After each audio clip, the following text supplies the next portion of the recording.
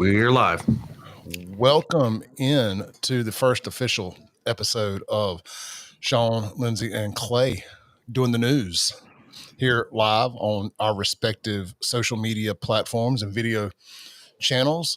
It's Monday night, July 7th, 2025. Just a few things happening in the news today that we're going to get to locally and nationally.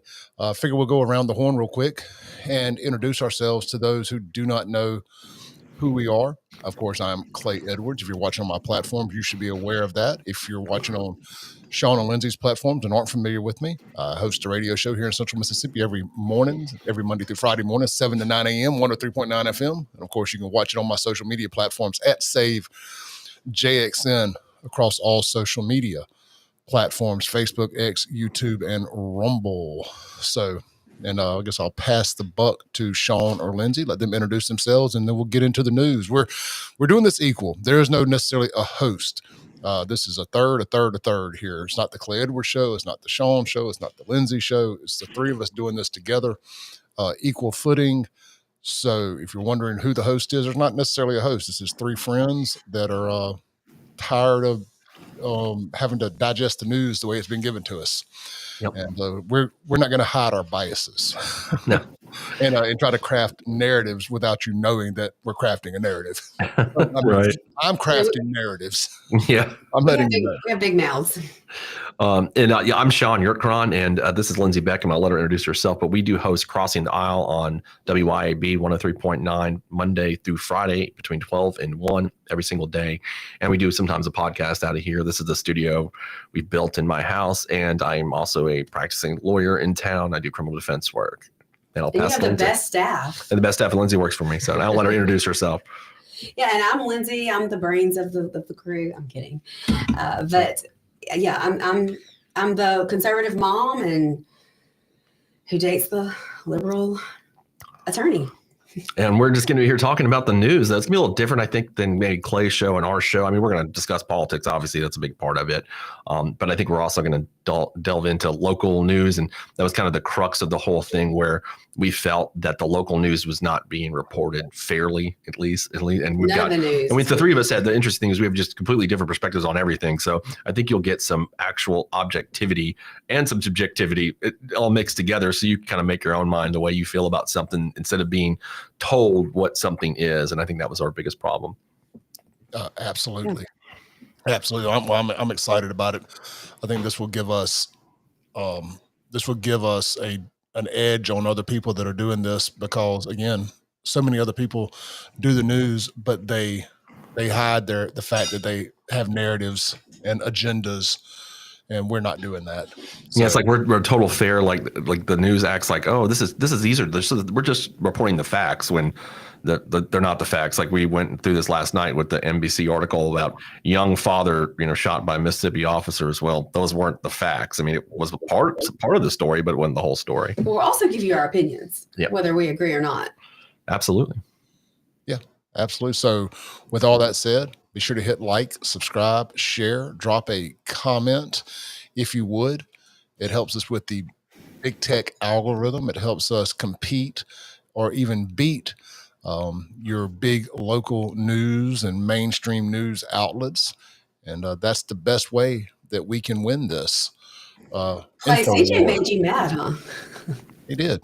He did. I took that very personal, and I've got rather thick skin, and I try not to take stuff too personal. But when you do that big media thing where you say that get your news from us because we have systems in place to make sure that we fact check better than the other people, screw you. It's kind of like almost like you're saying you're state TV or state media when you say that. You must get it from us because we have all the accurate. It's like, Soviet television, Russian television, where these are the only true facts. I mean, I think that's completely unfair. As we've learned, I was just listening, we'll get into this later. I was listening to two different sources. One's Megyn Kelly. I'm sure a lot of y'all know who that is. And then I was listening to Cenk Uygur with the Young Turks, completely different perspectives on things. One's liberal, one's conservative, but they were kind of arriving at the same conclusion, and we'll discuss that later. But and that's I think that's interesting because with independent media, you have those options to do that. instead of just listening to state media like NBC. And on that fact, I just want to say that WIB, where both of our radio shows are, they take no money from different state organizations. So there's no, we took this money, so now we have to say this. We are very much able to say what we want without having anything held over our heads, no strings attached. 100%. Absolutely.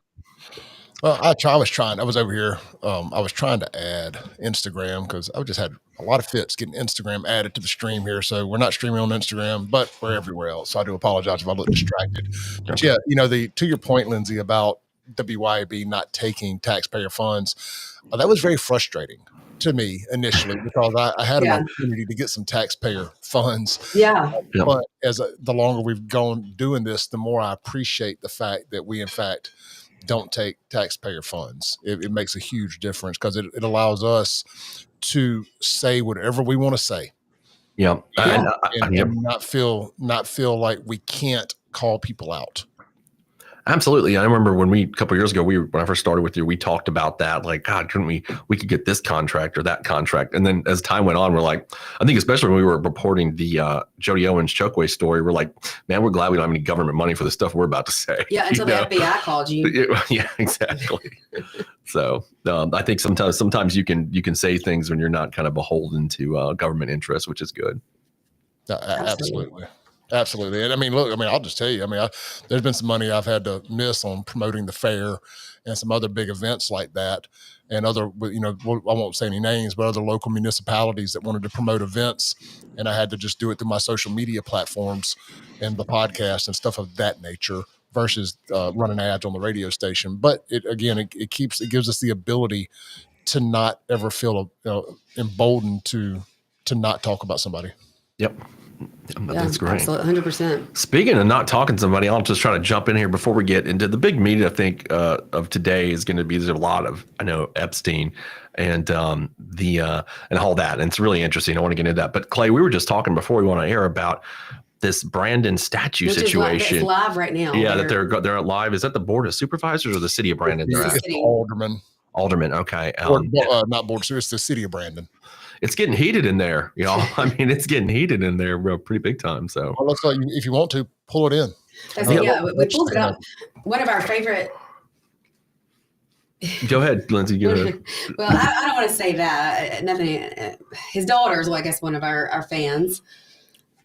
But right before we hopped on here, we saw Lance Stevens speak at the meeting about what he feels about the statue.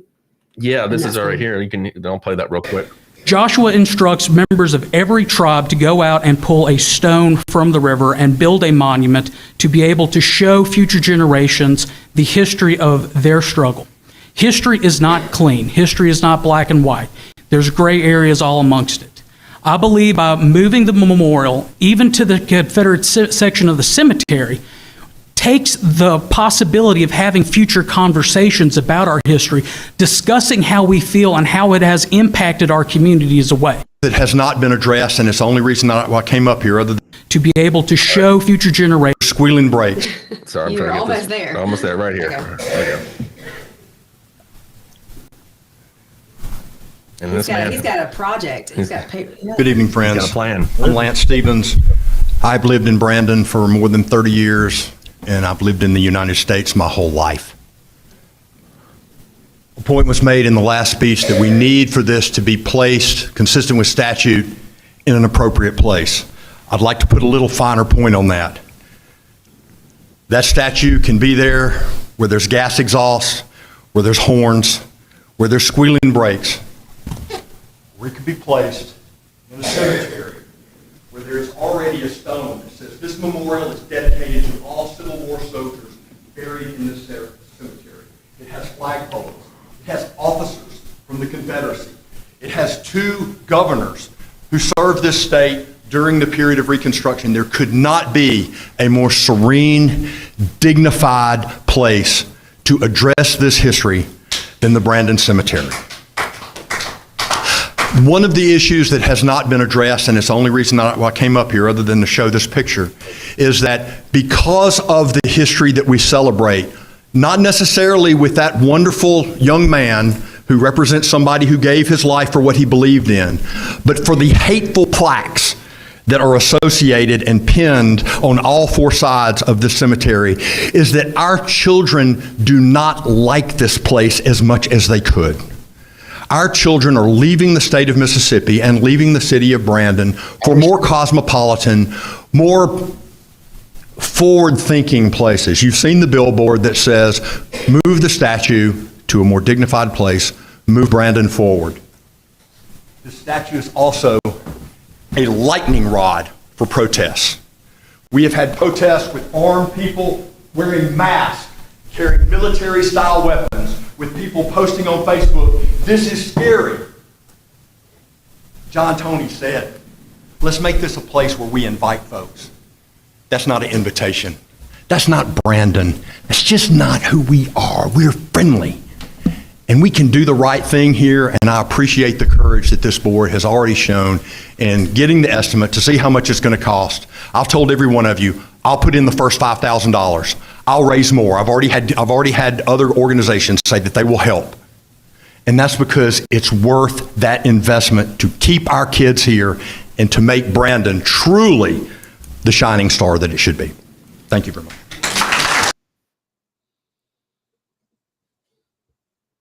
All right, I X'd out of that.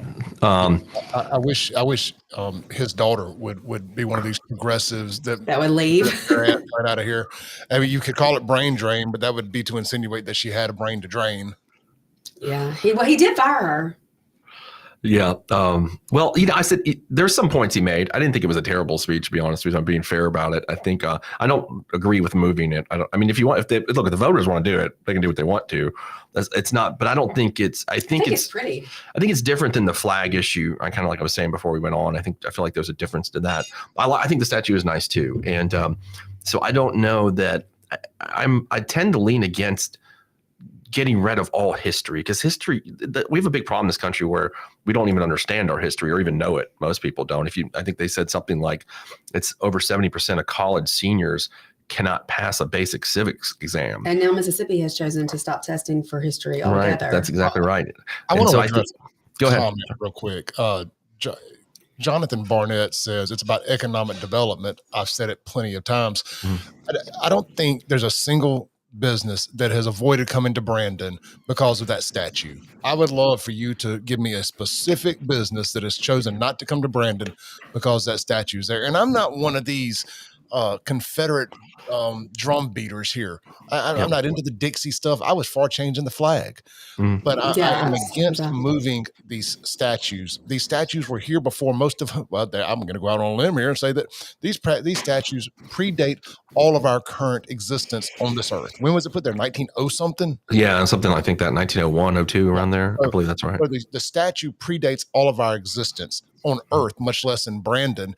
If you don't like the statue, I recommend moving from Brandon. If the statue hurts your feelings, I would recommend relocating from Brandon. If the statue bothers you that bad, just like if the flag bothered you so bad, I would recommend relocating from Mississippi, even though I was for changing it, had no problem with changing it, would have voted if it had gone on the ballot to change it, as I think the majority of Mississippians probably would have. And the biggest fuss you hear from people, allegedly, is the fact that it's the way it was changed. They didn't get a vote. Changed. I didn't have a problem with the way it got changed necessarily. I just don't like the current flag, but I've never owned a Mississippi flag. I'm not going to own a Mississippi flag. Fly one flag, well, two. The American flag and the FAFO flag, and occasionally a Mississippi State flag when they're winning enough. Because I am a bit of a bandwagon fan. I'm kidding. You can't be a bandwagon Mississippi State or Ole Miss fan. Neither one win enough to have bandwagon fans. But again, I just go back to, I don't believe it has anything to do with economic development. I don't believe there's a single business that has avoided Brandon because that statue's been there. No, not at all. One, and if you can, I somebody's lying. I'm not calling Jonathan a liar at all here. I'm just saying I don't believe that narrative, and I believe any business that's told him they're not coming to Brandon because of that, they lied to him. Yeah, I mean, look, I can understand the arguments that people are making. I think it was more appropriate when we were talking about the state flag. First of all, the state flag is different than the monument. The state flag represents the entire state of Mississippi. It also was I think enacted. I forget when that flag was put up. Was it 1890? Is that right, or was it later than? I'm not exactly sure. But these are like we're having historical monuments based on a war that actually happened. You know what I mean? And I just feel like that's a different thing than a state flag or the the American flag or whatever. It's just a different thing. When you put the Confederate battle flag on the state flag, that represents a different thing, I think, to the country and to the state and to African Americans that live here and understand that portion of it. But for a monument, hey, the Civil War happened. I mean, it just did. It did. And the people who fought in the Civil War, they were fighting for what they believed in, and what they believed in that was right. And so people who have family members who died in that war, and now all of a sudden the community is not wanting to recognize that, that's tough. I just it's just the taking down of everything. I think eventually that leads us to a really bad place, where we're trying to erase. I mean, because look, the good thing about learning about history is that we don't repeat it. That's what always the common adage to say, that you don't want to repeat it.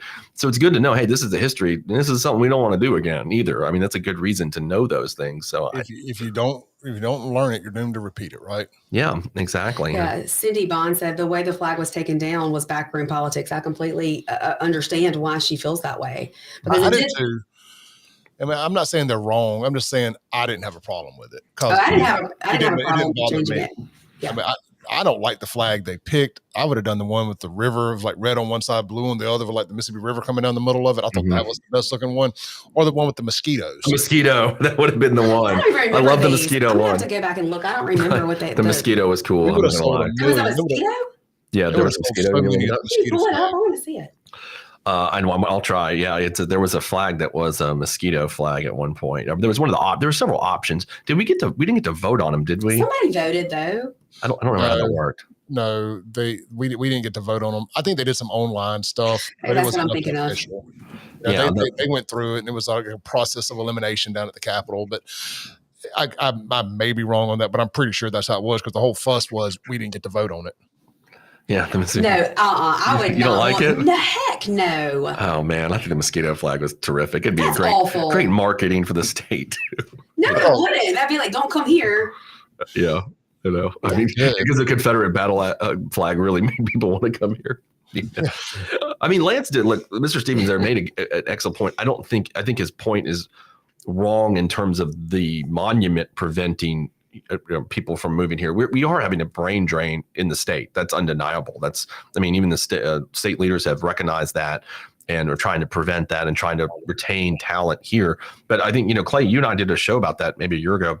I mean, there's the reasons for that are not related to the monument. They're related to the things that younger people don't have as much to do here. We don't have a vibrant urban area for them to hang out, do things. And that's why they go to places like Nashville and Atlanta. There's more employment opportunities there.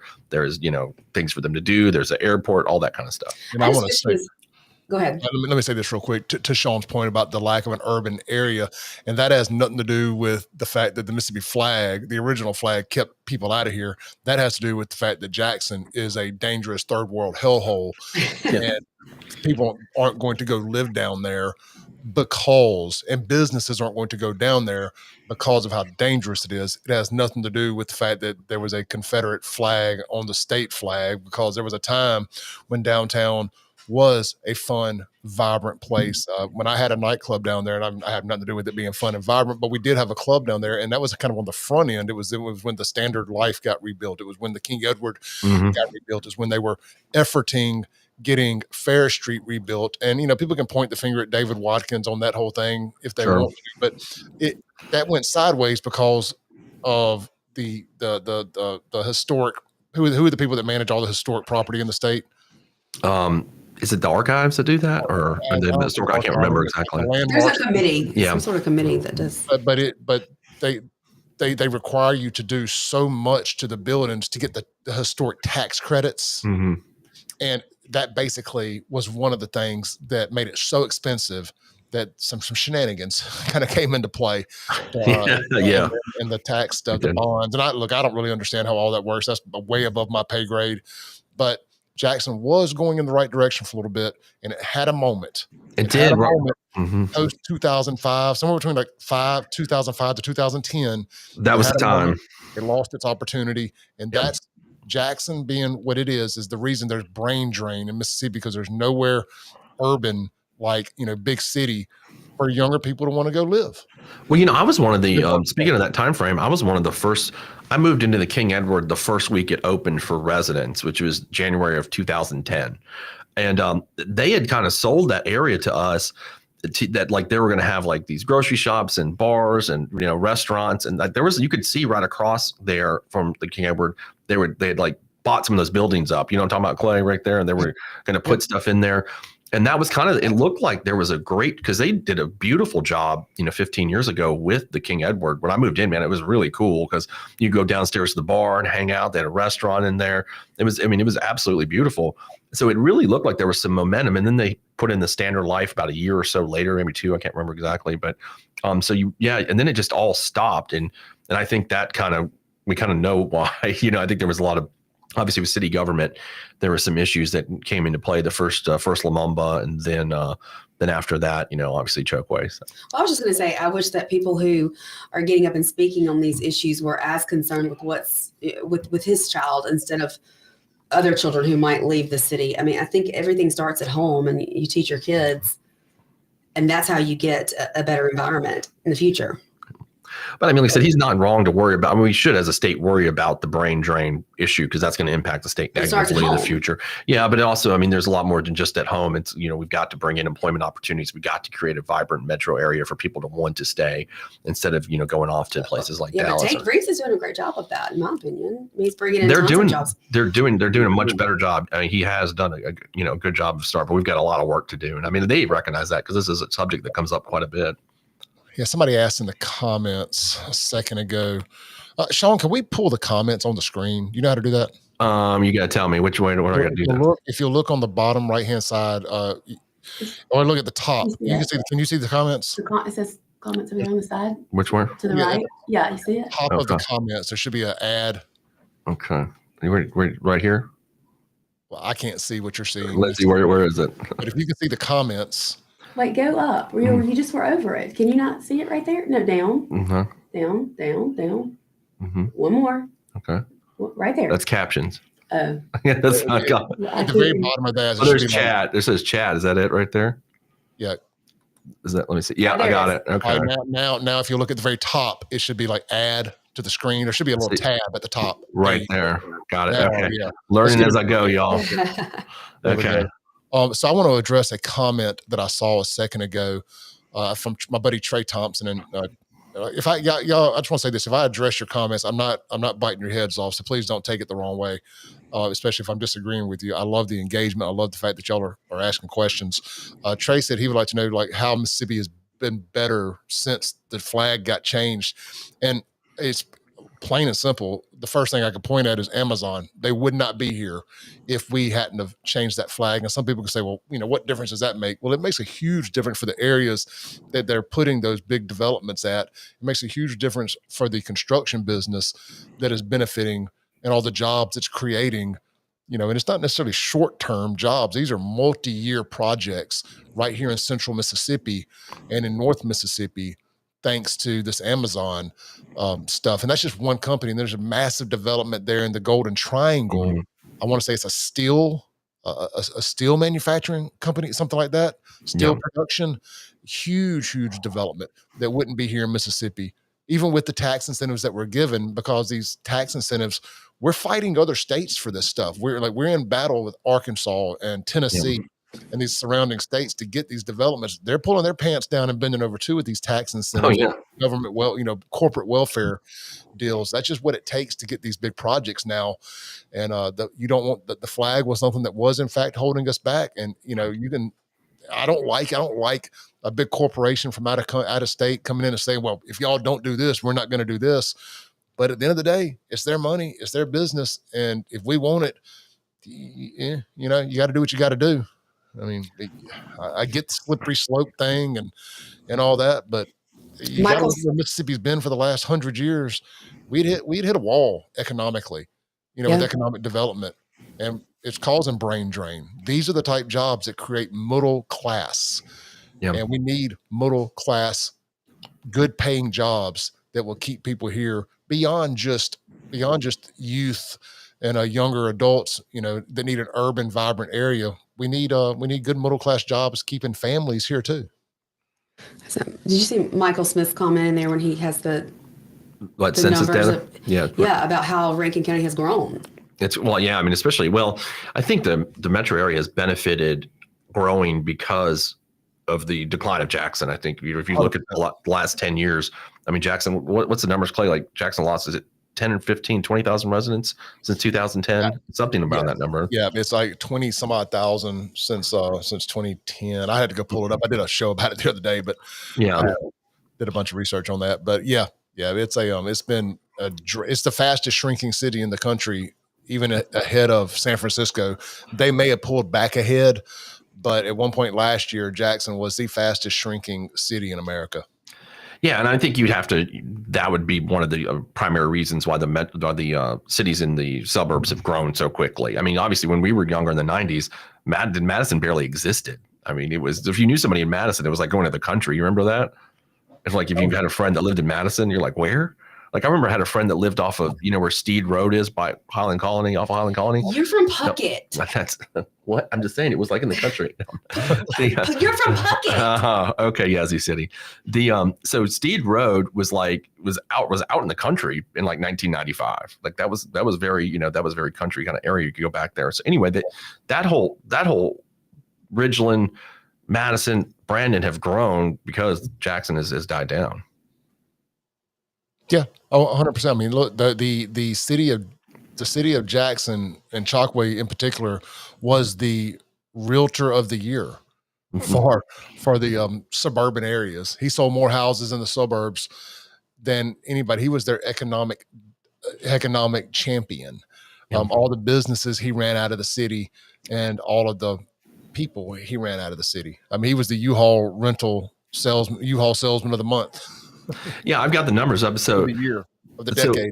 Jackson had a 173,000 at the 2010 census and some change, and by 2020 is 153,701.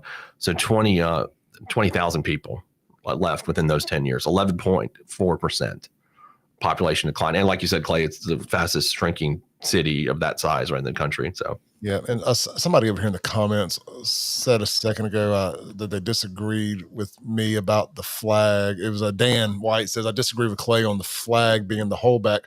I'm not saying it was 100% the flag, but make no mistake, the flag made a huge difference on some of these businesses. And look, don't forget, people can kind of scoff at the sports stuff, but the state was not going to get any NCAA postseason tournaments. And you're like, well, we're not getting a bowl game anyway. We're not getting the Final Four. True. But what we do get are these not SEC, but these NCAA baseball postseason, these regionals and super regionals, because State, Ole Miss, and Southern Miss are so damn good at baseball. And these are massive, massive economic drivers for Starkville, Hattiesburg, and Oxford. And I think it's a great story that Philip Gunn, former Speaker of the House, and he went to Ole Miss, but he played football at Baylor and got his law degree at Ole Miss. But after they changed the flag, the Mississippi State University won the national title in 2021, the year after. I guess it was 21. And it was 21. I was living in Cross Gates when it happened. And they sent Philip Gunn a World Series championship ring, a national title ring, and told him that they 100% believe it was because they got to play that super regional at home, which sent them to the World Series. And they said if they'd had to play that on the road, of course, you never know what would have happened. Yeah. But obviously having that home cooking in the new stadium and all of that, with probably over 100,000 people came through Starkville that weekend. You do the math. Imagine like Bonnaroo coming to town for the weekend. The amount of people that go to that, landing in Starkville or Oxford for a weekend for a 3-day, 4-day tournament. It's massive what the type of economic impact that makes. Yeah. And so, I mean, we're going to see net benefits, have seen net benefits from that. And I mean, so that way you can tangibly relate some things to it. Obviously, I mean, the monument, going back to that, I don't know what you're going to. Let's get real here. Yeah. I mean, what is that monument? Yeah, that's a different story. Holding back or really changing for the state? I think that's ridiculous to say that it's changing anything. For the city of Brandon, yeah, I don't think so. it's bending the knee. And if you let them have the monument, what's next? Yeah, I just it doesn't. I could see even like if there was just like a row of monuments, just like they're everywhere, and everybody's getting mad about that. But I mean, you talk about one monument that's been there forever. It's a pretty monument, it really is, and I just it's not the same. And it's sad when people are trying to make it the same art, because there was a very impassioned arguments about changing the state flag that were very serious, and then you just can't relate that to everything. I mean, if we see like there's on the way to Raymond, I went to court there a few weeks ago, and there's like cannons, like I think like a private group put up cannons to reenact the Battle of Raymond. Have you ever seen that, Clay, before on the way up that way? There's like all these cannons out there. Yes. And, on the way to Utica. I mean, it was a private organization, I believe, put all these replica canyons. So, I mean, do we have to get rid of the cannons? Do we have to do all like that? To me, just is a little much, in my opinion. But no, I mean, I think most of us agree that the flag, people are okay with changing the flag. I mean, I know there's a core group that hate it, and look, I respect their opinion on it. I'm not one of these people who thinks that they're wrong. I just disagree. It wasn't your hill to die on, just like it never has been. It didn't change anything from Mississippi. Like, I mean, it didn't take anything away from me. Yep. No, it didn't I change agree. my everyday life I the way agree. that so many other things do. mm-hmm. Yeah, so I mean, look, leave the statue alone. The flag's gone. Leave the statue alone. What's next? We're gonna start banning more words again. I thought we were done with this. Yeah, I thought we were done with banning things and censorship. And Just all books. that Just nonsense. books. Books, yeah. I mean, so let's just, if you don't like something, don't look at it. It's the same reason I always made the argument about strip clubs, liquor stores, and a prohibition of any sort. If you don't like it, don't look at it. Don't go to it. If you don't like the strip club, don't go to the strip club. You don't like liquor, don't drink it. It's that simple. If you don't like the flag, marijuana, medical marijuana, great example. You don't like it, don't consume it. Kratom. That's your issue. Kratom. I mean, they have been like a bull in a china shop banning kratom, one city at a time, one chemical at a time. Why? What is kratom affecting? Banning kratom is going to drive people to the black market for opioids. They never look at the unintended consequences. It's always just whatever's right in front of them instead of 3 steps in front of them. And they're going to end up with blood on their hands when somebody that was using kratom because it was the only thing that kept them from having to do heroin or opioids, pain pills, whatever, OxyContin, any of that stuff, because they had found something that sufficed for a difference, and they ban it. And they're like, oh well, I guess I'll just go smack some heroin, and then they die. Yeah. And all these little small town mayors and border supervisors and aldermen throughout Mississippi, they have that blood on their hands, but they never look at that. They just look at little Susie and little Tommy's mom that found her dad that found some kratom in their bag, and like, oh my God, freak out mode here. Let's just. Hey, I don't mean. I'm sorry. I was going to say a great example of that is Daniel Sparks' bill, and I was going to kind of let you explain. Oh, sure, yeah. I think that's a big. One joke I'd want to make. I did see Michael Applewhite said ban cruise ships, and if you watch the Netflix documentary about poop cruise, the poop cruise, you will want to ban a cruise. Okay, just everybody. This is just off topic. Have you seen that, Clay? The poop cruise. I watched it Saturday or Sunday. I watched it last weekend. It was great. I never want to go on a cruise. Ever. My I saw a meme a while back. Well, not a meme, but I saw a post promoting it. I thought, now like the biggest thing that you see on social media are fake posts about Netflix documentaries. Constantly. I know. What is Constantly. that about? And movies too. I thought this was fake. I didn't think they were really making a documentary about the poop cruise because there's so many fake documentaries that get advertised or sequels or whatever. Oh, that's going to be great. And you're like, dang it, I got. I did not think they were really doing a documentary about the poop cruise. So much to my surprise, I logged into Netflix the other day and there's the poop cruise documentary. I was like, is this real life? Do y'all remember that when that happened? I don't even remember when that happened. I just don't remember it until Lindsey was like, "Oh, you got to watch this," and I was like, and this is like 2013, and I just didn't recall whenever it happened. He was like, "Is this real?" I said, "Yeah, I've already watched it, but I'll watch it again because I'm just like." So y'all go watch that on Netflix. amazed. You ain't gonna get on a Carnival cruise again after that. I can tell you, it's not. Well, that ain't why I'm not getting on a Carnival cruise again. They've been overtaken by ghetto culture, and I'm good. I got ghetto fatigue, and You've got other reasons. I just don't want to have to shit in a red bag like in the things. That is awful. It's bad. horrible. It's And then they decided have a colostomy bag again. yeah. Well, then they decided that to make everyone happy, they would just give them all free liquor. That was a bad idea. Bad idea. Yeah. But if I'd been on there, I would have not have been mad. I mean, I would have been the first one at the bar. Yeah, I think everybody's like peeing over the side of the boat. You know, of course, women can't do that. So it seemed to be a pretty big mess. I But mean, no, back to that point that Clay was making about kratom, you just want to find that something wrong with it, and then it's going to end up being worse, pushing people towards the black market for opioids and things that are going to make it the whole situation worse. And I just think that's the bill, Daniel Sparks' bill, the methamphetamine bill that got such backlash this past session, I think speaks to that. Do you want to? I think.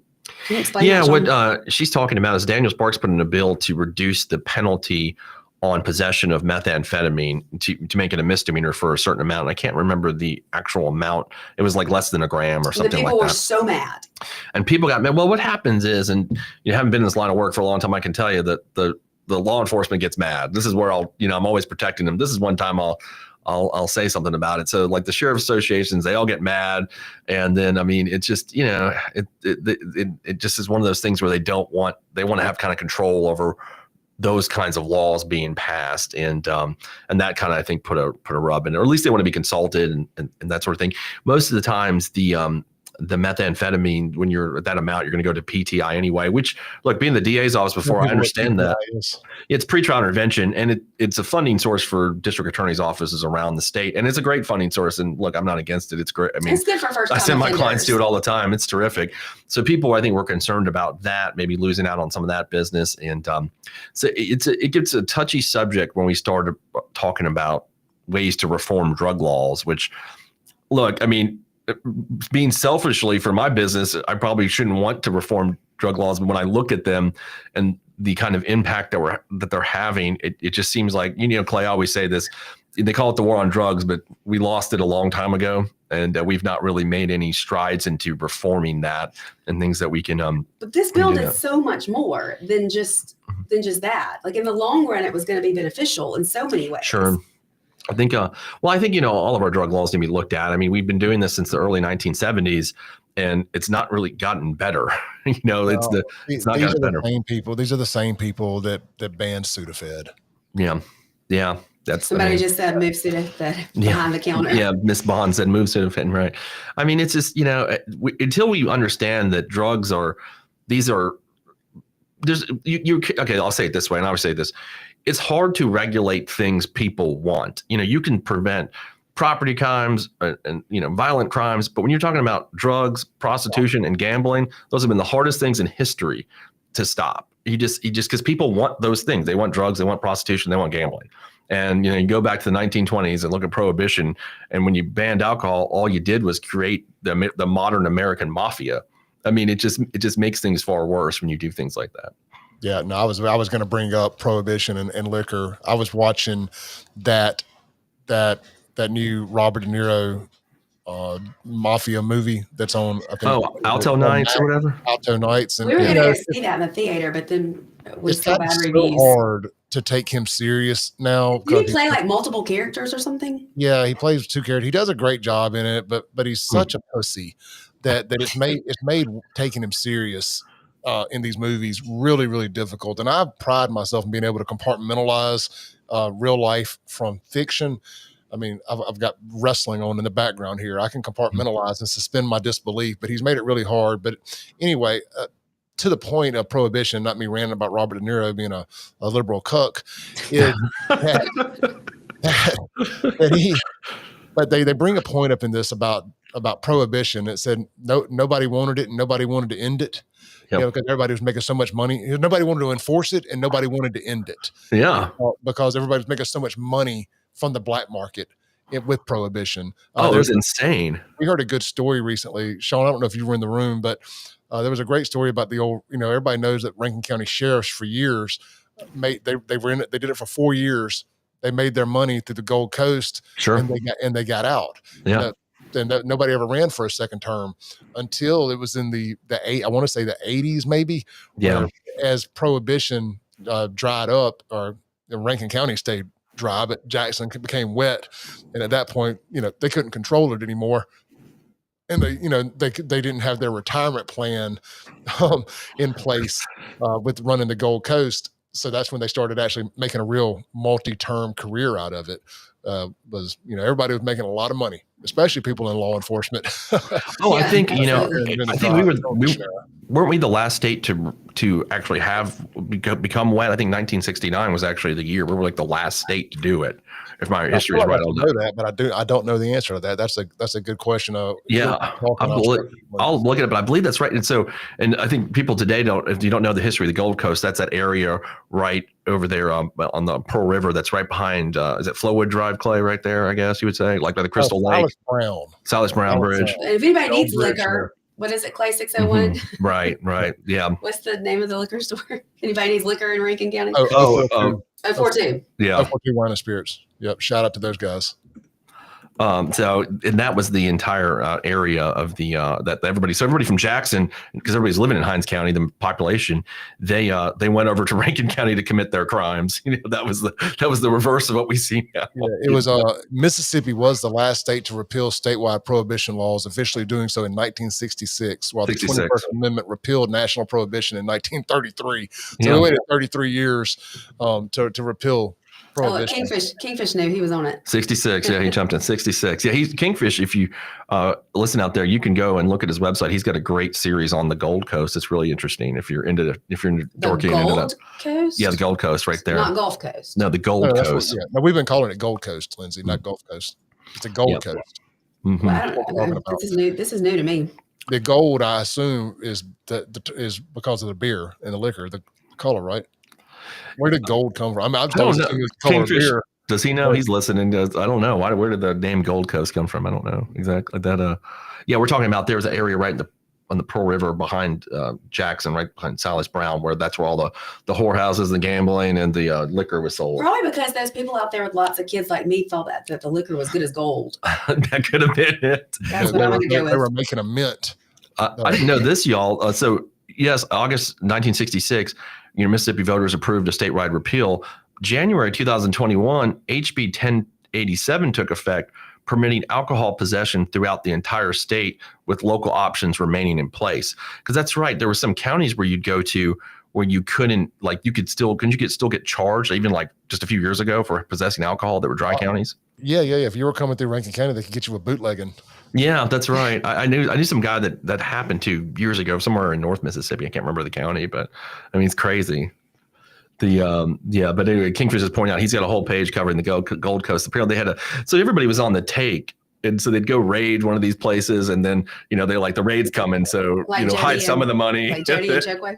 Yeah, well, I don't know. They weren't. No, they didn't know the FBI didn't call Jody and Chokeway. I think the sheriffs actually called the proprietors of the Gold Coast establishments and told them, "Hey, we got to raid your place tonight. So we're going to take some of the money and hide the rest of it, and then you can come back into operation a little while later." And that's kind of the racket they did. They had something similar on the Mississippi Gulf Coast. And I forget, I don't know, Clay, do you know that district? I bet Kingfish knows it. That was before the casinos. They had actual casinos on the coast before gambling was legalized here, up into the 1980s.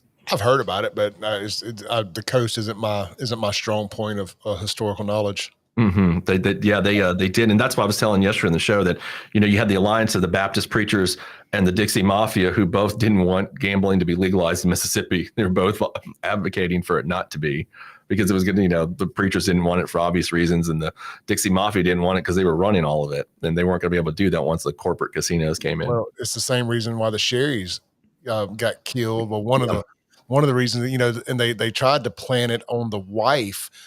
Because she was going to be for keeping the casinos out. That's right. She was going to be elected mayor of Biloxi. She wanted to ban strip clubs, and that's what it was. And there was that one strip club owner that there was only one strip club down there, I think, and she wanted to ban strip clubs and, of course, casinos. And that's what it was. So they thought that she was the reason they got killed, not him. Right, because he was I think he had just become circuit judge at that time. I got that book, Mississippi Mud, and I read like half of it, and I'm not finished with it. And it's one of those books I got into. It was really good, and I just didn't finish it. But that's all about that. And it was that Kirksey Nix, who was head of the Dixie Mafia, that put that hit out on them, because recently he had tried to get paroled out because of his health condition. Yeah, and it was something to do with his gay love. That's it. Right. Thing. It's like for gay prisoners were running a scam, or he was running a scam, like a gay love meetup thing in newspapers or something. That's right. That's exactly right. Like some kind of magazines, they'd run a scam and they get money from Kingfisher, gatekeepers. y'all are wrong Of course, he's got to Oh, fact what? check us. Oh, about Sherry's. he said 10K disappeared and Kirksey and Kirksey Nix disappeared them. Yeah, Mississippi Bud's the book. It was there was some money that had disappeared out of the guy who became mayor. The guy who became mayor that was a part of that had stole the money out of the safe deposit box. who was their lawyer, right? That he kind of double crossed them. He was I think he was Vincent Sherry's law partner. Those lawyers, I tell you. Yeah, it was called Clay. It's a Lonely Heart scam, and they targeted gay men through personal ads and correspondence. He impersonated a gay inmate, sometimes using racy photos, and convinced victims to wire money. So that's all as a point of fun. I wish I had a criminal mind to sit back and think of these things. But I guess if you're in prison, you have some free time, and Yeah, you can come up with stuff like that. the Lonely Heart scam. I mean, I guess prisoners could do that today because a lot of them have access to the internet and whatnot. So I'm sure that happens. Well, you always hear about the mafia running back in the day, running the numbers. Yeah. You never really hear about that down in Mississippi. You never hear about like the guys that ran the numbers. It was, we just always had gambling and bookies here, and I'm sure somebody can correct me and tell me, no, yes, as a matter of fact, we did run numbers, blah, blah, blah. I have to talk to my dad about that. He would know. Yeah, let's ask him. I mean, yeah, you're right. You don't hear that as much. It was, I guess, illegal gambling was their big. I don't know what else the actual Dixie Mafia did. Totally, what other things? It was different than the Mafia in New York. That was all kind of run out of New Orleans, wasn't it, for the most part? And the coast. And the coast, yeah. I mean, in Georgia, it was very strong in Georgia. Mm-hmm. And running numbers, and I had to actually Google what that was, is participating in operating a legal lottery. So that's what it is. It's an illegal lottery, running numbers. Yeah. So every time they try to make something illegal, people find a way to do it anyway, right? That goes to my point about you're never going to stop the things people want. You can stop the things that people don't want. Nobody wants their house broken into.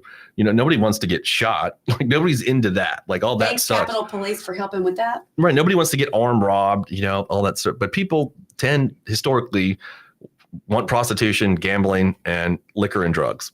Like that's just what they want, and they find a way to get it. It's kind of like Jurassic Park when they say life finds a way. These things find a way, and it's just been very hard to stop them. Yeah, traditionally, yes. I mean, you're never going to stop prostitution.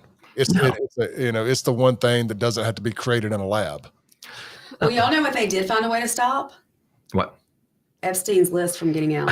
I guess we were trying to get on target, right? We've been going we've got that great story about Epstein, but I mean, that involves somewhat prostitution, right? I mean, you guys know way more about this stuff than I do, but it involves sex for sure. And before we get started, y'all continue. I got to take a restroom break. Okay. Real quick. When I come back, we'll hit the Epstein list debacle. What a terrible word for Trump. Yeah. It's been quite a day in the news, and I'll explain this when I get back. But I like to watch all sorts of media, conservative and liberal, and this is the first time I've seen in the longest time where you've got liberal media and conservative media all agreeing on how fucking mad they are. No, I think that's happened recently. It has. I mean, Bill Maher has been on my side when it comes to men and women's sports and the whole transgender issue. I think the normal Democrats agree with us when it comes to those social issues. So yeah, I mean, I'm not saying there's not issues that they agree with. I'm saying, like, I've never seen this. If watching today, the outrage on both sides about feeling like the government has kind of just run a sham on us. Well, I mean, that's what they're good at. That's what they do. Yeah, I mean, they're like, just like when they said we went to the moon, which we obviously didn't do. Okay, we're not getting the moon landing debate tonight. We could do that another night. Well, no, we didn't get it tonight. But they're just, I listened to Cenk Uygur on the Young Turks earlier, and he was saying, like, if anybody believes there wasn't a list, you're an idiot. And then Megyn Kelly said the same thing. I was like, oh my God, everybody like freaking agrees here that they just that this actually happened. The one thing we know, though, I guess, is that Hillary Clinton did not kill Jeffrey Epstein. That's settled now, isn't it? Hillary Clinton. I mean, they got the video of him killing himself. Like, they did release that. But I bet it was in one of those emails. But now she killed him with an email server cord, choked him. But no, they have those ways that they can mind control you. What was it called? You know what I'm talking about? Mind control? Yeah, but it was those experiments they did MK Ultra. Okay, yes, MK Ultra, right. That's what they did. Is that when they gave people acid and stuff? Well, that's probably how they made him kill himself. It was them. They could actually kill him, but they made it look like he did it to himself. So again, it wasn't Hillary Clinton. We've all agreed on this finally. Hillary is no more. It's not Hillary. I mean, I don't know that I agree. You think Hillary just slipped away in the jail She seems cell? pretty evil to me. It could happen. Who knows? But I thought finally we got a video of him offing himself that it would clear that up. But we never know. But, So do you think there's a list? I mean, I've never, I've not fallen into this Epstein thing as hard as y'all probably have. I just kind of looked at it as one of those Pizzagate kind of things. Pizzagate is real, Shaun. Okay. Pizzagate is real. Well, what I'm happy about, though, is that a Republican administration put this information out. So the Republicans can't be like, well, the Democrats are just lying about it. Like, at least they've released it. And, you got people. Yeah, they must have something on them. So they're holding something over their heads or something. Well, you've got Kash Patel and Dan Bongino, who were apparently very big proponents of this Epstein list and all the stuff that happened. And now they're just both saying, no, there's no list and he killed himself. And here's the video. So like what happened? Where did you think that before?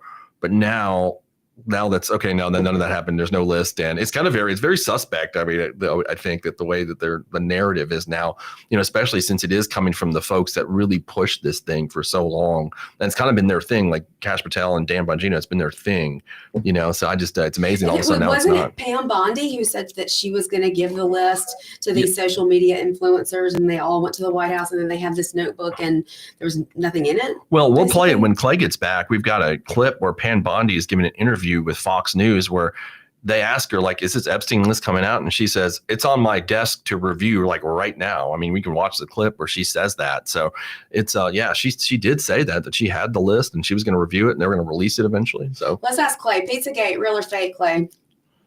Oh, real. Absolutely. Some version of it is real. It's not some mythical thing made up. And just no more than this, no more than there's not a Epstein list. And what was he in jail for? Well, okay. So then I listened to Megyn Kelly's commentary on that earlier. And what she says is that Epstein was in jail for the ones that he personally was, trafficking or whatever he was charged with. I can't remember exactly what it was. There had to be a list of those people, right? And that Giselle, how do you say Giselle Maxwell? Yeah, that she went to jail for the ones that she provided to Epstein is what Megyn Kelly was kind of saying. Have y'all seen the picture, one of the last pictures taken of John Benet Ramsey and Giselle's like right there in the background? No. Well, right. It's a real picture. So that's what they were saying, in that regard. That's why, because there's been, I think you and I were talking about that earlier, Clay, like there's been debate, like why are they even in jail? Or like, why are they even in jail if nothing happened? And that she was kind of explaining that, saying, well, they were in prison for the ones that he actually committed that himself, not like people on a client list. And I do see now George over there saying Epstein worked for the CIA and the Mossad. Now that's the big theory that I've heard from the right and the left now, that actually is one of the reasons that they're suspecting. Like I was listening to Cenk Uygur a second ago talking about there is no other reason that makes sense for the Democrats and the Republicans not to want to release it. Now that we have, Republican administration and they're not releasing it and they're saying it does, well, they're not even not releasing it. They're saying it does not exist. And the only thing that makes sense that Epstein was associated with the CIA and Mossad, and Mossad being Israel's intelligence agency. Interesting. Look, he was involved in it. He was doing something. This is all fictitious. And I don't think it's any coincidence that all this happens when Netanyahu touches down in DC. And that's what Cenk and Megyn Kelly both said. And Breaking Points today were saying the same theory. Like, why did this happen right when Netanyahu's here? There was an interesting connection they made on one of the programs to Maxwell's father was associated with Mossad. And that is kind of the connection they're making to Epstein, where he would have been an asset of Mossad and the CIA, which if you're an asset of Mossad, you're also an asset of the CIA. If you're an American citizen, they work in pretty conjunction when it comes to those things. Tell people the Mossad is the CIA, the Israel CIA. Yeah, it's Israel CIA, Israel's intelligence agency, which is actually an excellent intelligence agency. They've been They've had many successful ventures over the years. There's a great movie called Munich that came out, about 20 years ago. If you've Never seen it. It is terrific. Clay may have seen it. It's I have not either, but it sounds great. It's with Eric Bana, and it's about how the Mossad took out the terrorists from the 1972 Olympics that killed the Israeli athletes. It's an incredible movie. If there's anybody watching, how good Mossad is. Of course, with our assistance, we give them a lot of help too, but they are good. Yeah, no doubt. Well, look, what's everybody's opinion on it? Let's. I think everybody on both sides agrees that there was something going on. Here's what I'm curious of: Does Pam Bondi have to step down from after this? There's got to be a head. A head has to roll. You can't say what she said, and then come back and say there was nothing. Somebody, there has to be a sacrificial lamb. I agree. That's what I've been saying. And I've got that clip right here that I'm going to let everybody see what we're talking about here with Pam Bondi. It's right here. The DOJ may be releasing the list of Jeffrey Epstein's clients. Will that really happen? It's sitting on my desk right now to review. That's been a directive by President Trump. I'm reviewing that. I'm reviewing JFK files, MLK files. That's all in the process of being reviewed because that was done at the directive of the president from all of these agencies. So have you seen anything that you said, oh my gosh? Not yet. Okay. Well, we'll check back with you. Jay may be releasing the list of Jeffrey Epstein's clients. Will that really happen? It's sitting on my desk right now to review. That's been a directive by President Trump. I'm reviewing that. I'm reviewing JFK files, MLK files. That's all in the process of being reviewed because that was done at the directive of the president from all of these agencies. So have you seen anything that you said, oh my gosh? Not yet. Okay. I mean, look. And that's what we got there. So, I find that to be... it was clear as day. I don't know what else she was mentioning. He asked her specifically, did you have the list? And she's like, it's on my desk. I'm reviewing it. What happened? Do you have the link? Do you have the link I sent you for Peter Ducey question, bringing this up in the press conference today?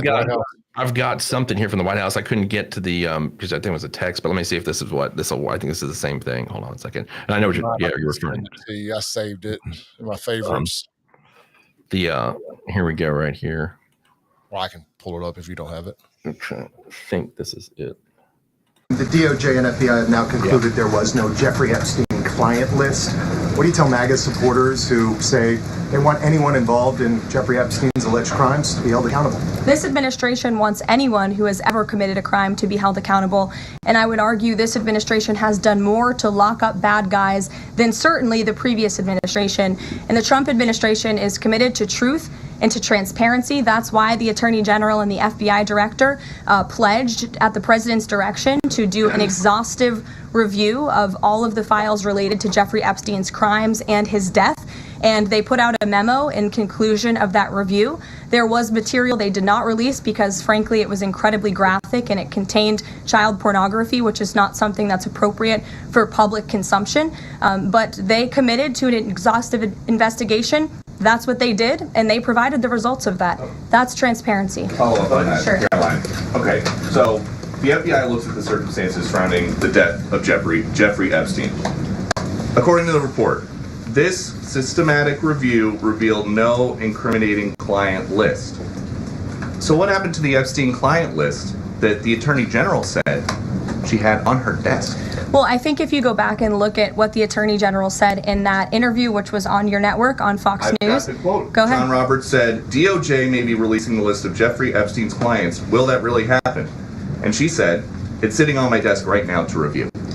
Yes, she was saying the entirety of all of the paperwork, all of the paper in relation to Jeffrey Epstein's crimes. That's what the Attorney General was referring to, and I'll let her speak for that. But again, when it comes to the FBI and the Department of Justice, they are more than committed to ensuring that bad people are put behind bars. They have an operation going on right now called Summer Heat, which has our murder rate trending in the lowest direction in United States history. Their emphasis on violent crime and locking up violent criminals has led to to the arrest of 14,000 violent criminals. That's a 62% increase from the same time period last year. So this Attorney General and the FBI Director are committed to putting bad people behind bars where they belong. They promised an exhaustive review. That's what they did. For any further details, I would refer you to the Department of Justice. Goodness, I love Caroline. Well, yeah, I mean, that was a deflection of a kind, I would think. I mean, She's good at her job. Yeah, I mean, no doubt. I mean, I don't know what you do with that one. You've got a direct quote saying it's on my desk. I mean, I don't know what else you would do. I mean, I understand the narrative that she's regurgitating there, and I like her too, but I mean, she's lying. Yeah, At the end of the day, there's a list somewhere. She's There's covering for, if nothing else. I don't know. It's a bad look. It's a real black eye on this administration in his second term, and it's one I'm not pleased with as a Trump supporter. But hey, I'll call him out. Just like I expected my liberal friend here to call out Joe Biden's bullshit the last 4 years. I'm not going to sit there and try to pretend that this isn't a massive black eye on the Trump administration. And I will say this, and I said this to Shaun earlier on the phone, that Trump never really ran on this. This wasn't his hill to die on, this Epstein stuff. He never was like, when I get reelected, we're getting to the bottom of the Epstein stuff. That never came up. But clearly Bondi said, and I had forgotten this, but she said in that clip there that this is a directive from Trump, post-election, obviously, but still, nonetheless, a directive from Trump. So. Yeah, I would say to that, though, I thought about that, too, that she said that. I mean, it's possible that Trump hasn't seen what was in the files. I mean, I'm sure he's not sitting there reading the Epstein files or whatever. Elon saw him, evidently. Well, I mean, Elon was high as shit. Yeah, like when he said that. So I don't, he may or may not, but I agree with you. I don't think he actually was pushing this. It was more the Trump adjacent people that were pushing that, like Bongino and Patel and that group. Well, who was behind giving the social media influencers these folders and calling them? That was Bondi. Yeah. Was that what they're doing? And that was the other black eye. We're just kind of lumping it all in together. That was phase one of the reveal, and phase two is phase one was a joke. Psych. Right. That's pretty crappy. Does look at that, Shaun? Can you pull up the picture, or maybe I can do it? The picture that looks like a high school prom picture of all the influencers holding up the folders in front of the White House. Okay, let me see real quick. Right here, I'm about to do it. Let me ask you why I do that, you guys. What do you think is? I mean, what's the fallout from this? I think that's the big question now. That's a 64th. Will Bondi have to step down? I mean, that's what I'm wondering. Does Pam Bondi have to resign, or does Bongino? Does Patel? Who's the? I think it's Bondi. I don't think Patel and them. I don't think. I got the picture here. I'm going to pull the screen up real quick. Cool. Matt Gaetz coming back. It really makes you wonder. Matt Gaetz should have been the what you call it? What's Pam Bondi's official title? Attorney General. Thank you, Attorney General. Yes, it does make you wonder if he should have been the Attorney General. I mean, he's got his own bag of problems, though. Shaun, can you approve my little screen over here? Okay, which way do I go on that one? So it should be under my image over there on the right hand or left hand side of the screen where you pulled me on the screen earlier. I got the okay, right here. Yeah, I got you right here. All right, there you go. That's all the influencers holding up the files they got. I mean, so this was phase one, and now we're told there is nothing. I mean, and then what's this? What's in there? Is that a Pokemon trading card folder? it's the Trump the Trump NFT or whatever it was, right? How many of them was it? It was a bunch of them. And how many influencers? Yeah. That 15, 20? I don't know. That's a good question. Yeah, I was just wondering. Was Laura Loomer one of them? No. She was mad about it. She was mad about it. She was very butthurt about it. She's an interesting character. She has so much good content, but then she's got some crazy stuff too. Well, she hates us. She absolutely hates Moms for Liberty and says that we were DeSantis, trying to get DeSantis elected, and we were anti-Trump. We've never been anti-Trump.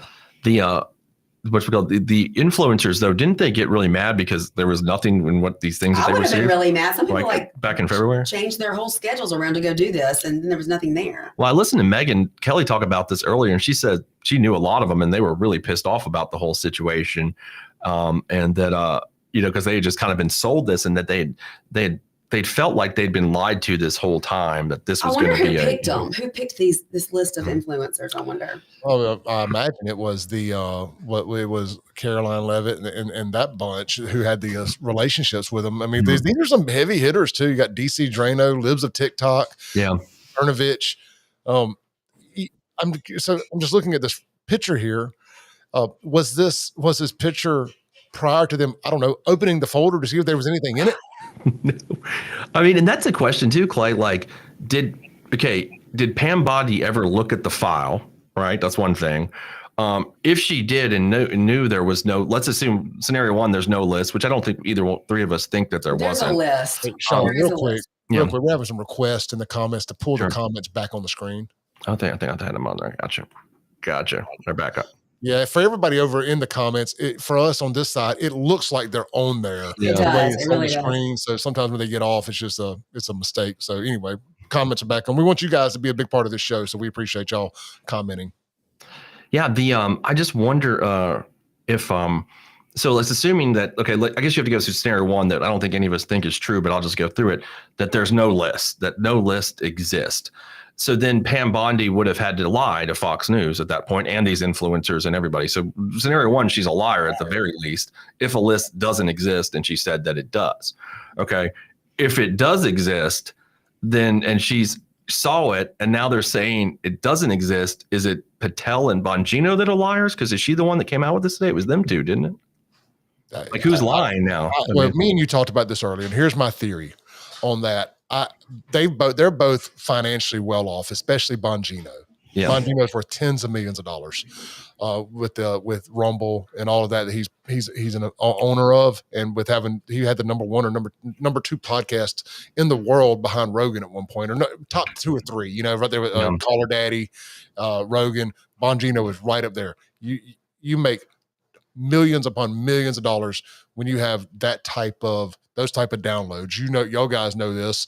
When you understand the way that works with the advertisers and all that. Anyway, this was their hill to die on for years on Bongino. I don't believe that Bongino. I don't believe that he would risk his reputation lying right now. I just don't. Maybe I'm naive. Kash Patel. Maybe because he really, really, really wants to be the head of the FBI. Maybe he's willing to do anything to keep that position. But Bongino, I think that his credibility and integrity means too much to him to let being the assistant head of the FBI, the deputy director, whatever the technical title is, to let that guy, force him to lie to keep that position. I think Bongino just wasn't privileged to the information. Maybe is what I'm trying to say. Even as deputy director. And let's take this into account too. The Democrats, let's just pretend that, or let's just assume that the list is real and it had Democrats on it. Mm-hmm. They've had the last, at minimum, 4 years to delete the evidence. Sure. They could have. Maybe there just isn't, the evidence just isn't there because it's been eliminated. Well, in March, Bondi said that FBI Director Kash Patel was working on providing the Department of Justice with a timeline for the next document release. And then she said that we will get as much out as we can, as fast as we can to the American people. But now there's nothing to get out. It doesn't make sense.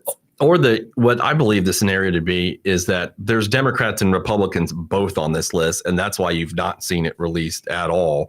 And then maybe there's some intelligence angle to it, obviously, but it seems like there might be mutually assured destruction for the political elite in this country that they both didn't want out. That's kind of what I could see happening. And Shaun and I have had this conversation multiple times. We rehashed it today, and we both agree on this. I hope Shaun doesn't mind me speaking for him here. If Trump was on this list, the Democrats would have, because people are saying, oh, they're doing this because Trump is on the list. If Trump was on this list, I can assure you the Democrats would have what's the old saying, send the torpedoes, sink the boats, whatever.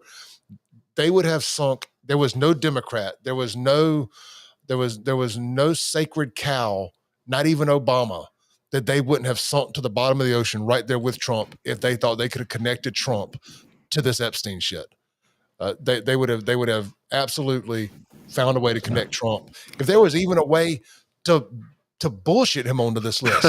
Well, I mean, this wasn't the only list either. There were also the list of the flight logs, and Trump did appear on those. Maybe not to Epstein Island, but I guess maybe at some point he was on some of the flights. His plane at one point, was my understanding, and maybe he had flown on the plane. I'm gonna go out on a limb here and say billionaires run in the same circles. Well, I mean, I think Bill Gates flew. I think Alan Dershowitz, who's a noted. Well, Bill Gates. I mean, come on. Well, I'm saying, but there's a lot of like famous. He was definitely partaking. He was in it. He was in it for sure. He's got a bad batch because he got the no protein batch.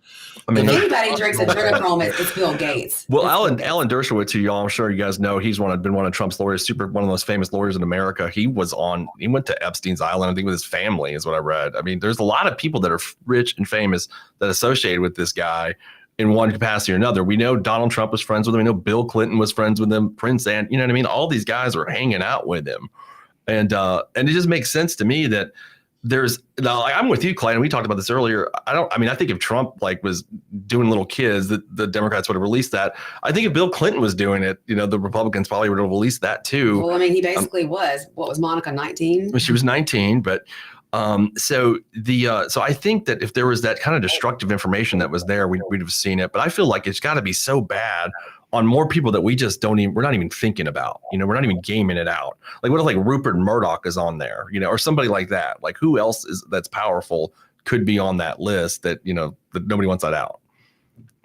So yeah, I'm with you.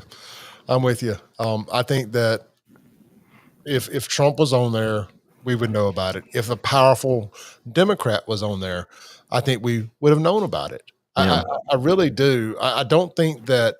I don't know. I'm so conflicted on this because I've told you I'm trying not to be Mr. Conspiracy Theory and just it's so fun to be every conspiracy theory, and I'm trying to talk myself off the ledge on this. But every time I do, my common sense takes over and no, there's something here.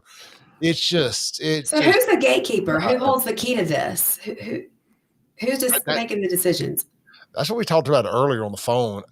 I don't know who is above Trump. Right. Who's the most powerful here? Who is above Biden? And it just comes back to the billionaires. The Bill Gates. The billionaires. What do they have on these politicians? And maybe it's lower level politicians. I suggested this to Shaun, and then I heard some other people suggest it in one of the podcasts I was listening to about this. Maybe it was just a commenter, on a super chat or something, but they said, well, what if it was a trade-off for somebody for their big, beautiful bill vote to get that through? I could totally see that. I could see that.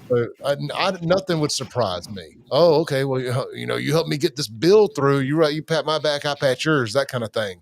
It could be something as simple as that. And Israel does keep coming up. Yeah, it does. I mean, especially the Mossad angle, really, really, I've seen that a lot, especially today. I think what we all can agree on, and what I've noticed, left, right media kind of agreeing on that they're lying to us at this point, because the whole facts, he may have killed himself. Apparently, there's a video to that effect, so that part can be true if there's a video and he's hanging himself. But the existence of some sort of list, is something that I think everybody, the general consensus is that it probably does exist. They're just denying that for reasons that we are all speculating about right now. Yeah. What we got next?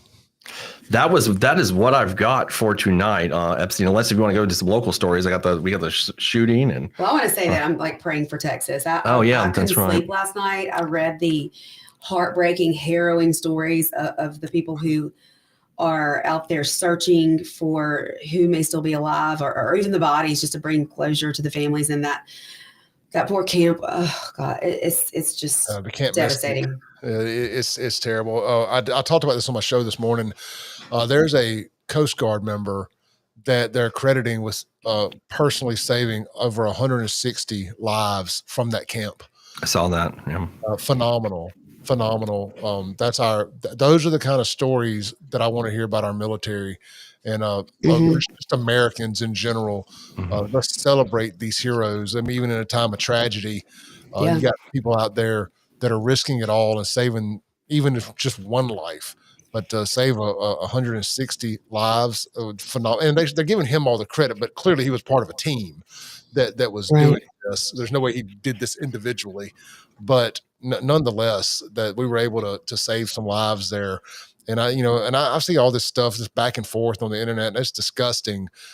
People blaming Trump, people defending Everybody Trump. needs to shut the F up about, like, leave the political crap out of it right now. Yep. So on Mondays, I have my staff call with my Moms for Liberty, the team that I work with within the national organization, and 2 of them are from Texas, and one of them lives in the county that butts right up against this Kerr County where all of this took place, and just just all of the people who live there right now, what they're seeing and what they're going through. It is so heartbreaking. Everyone needs to put politics aside for a minute and let's be human beings. Have y'all Period. seen no less than 2 people who have been fired from their jobs today for saying that these were Republican kids and they deserve to die?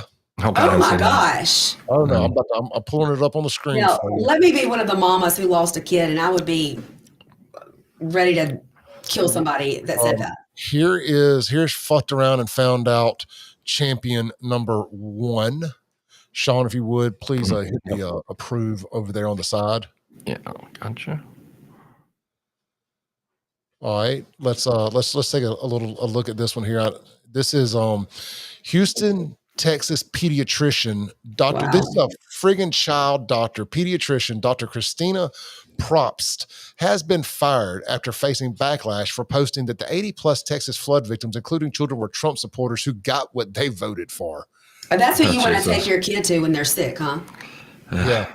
I mean, good Lord, man. Well, I hope she rots in hell. Well, let me.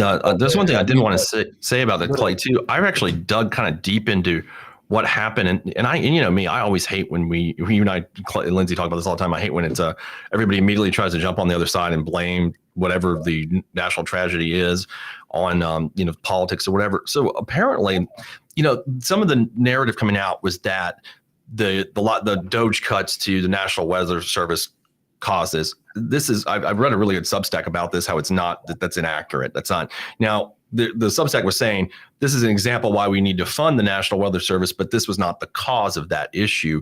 What the cause of it was, they predicted 6 inches of rain, and they just it ended up being 12, because what the guy described, who was a meteorologist, is that it was just kind of like the perfect storm. And it's something, sometimes, we all joke about how the weatherman is always wrong. They're always the most hated person on the news, because weather is one of those things that you can predict it to a point, but sometimes things happen that are unpredictable, that are something that's just out of the range of what you thought was going to be possible.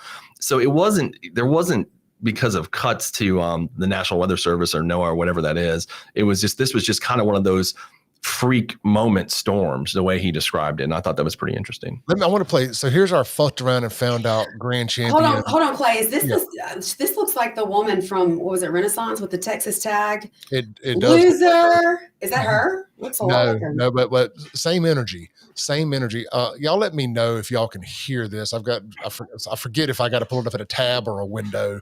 Let's play this. I'm going to say it because y'all scary as fuck. Y'all hear that? And I don't give a damn. Them little girls, them people died because of racism, not politics. Boom, I said it. I don't give a fuck. And am I sad? No. Nope. Because more YT people will have to DIE in order for motherfuckers to what? CARE. I said what the fuck I said. I don't give a fuck, and minds are here with me. We voted the correct way.